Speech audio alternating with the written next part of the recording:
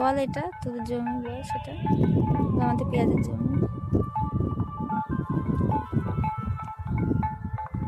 চল এই সর্ষের জমিতে যাবো। চলে এসেছি সর্ষের জমি। আসল প্রকৃতি দেখো কত সুন্দর।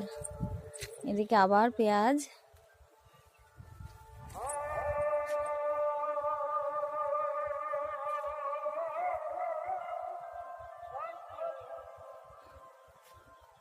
এদিকের গাছগুলো এখন ছোট ছোট ফুল, সবই ধরা ধরা ভাব, কোনো ধরেনি।